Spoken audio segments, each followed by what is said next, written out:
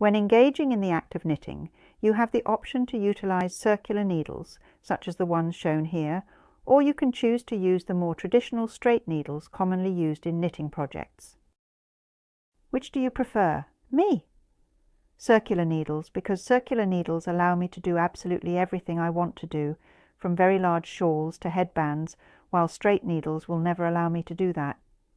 I choose circular needles because they enable me to accomplish a wide range of projects, including large shawls and headbands, whereas straight needles are limiting in terms of what I can achieve.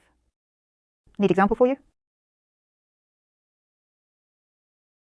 This is a shawl or a poncho that is made using size 5½/6 needles, I cannot recall accurately, and it is crucial to examine the bottom part of the garment carefully to get a better understanding.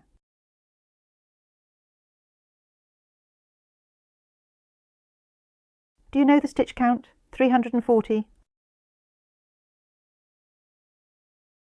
Make an attempt to find the suitable traditional straight needles for casting on a total of 340 stitches, but unfortunately it seems that such needles do not exist. And this is yet another instance. It's a small shawl, but if you examine it closely here, you'll notice that this shawl is adorned with either a ruffle or a flounce. I'm not sure what it's called. Do you happen to know the total number of stitches in this area? The number is 800.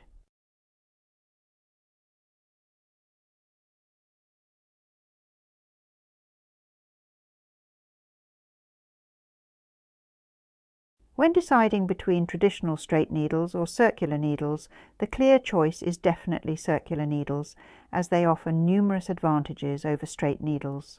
If you do not know how to use them, do not worry, I will teach you. In no time you will find on my page helpful lessons on both the continental and traditional techniques, as well as the use of circular needles. I will be eagerly waiting for you. Goodbye and see you soon. Take care and stay safe.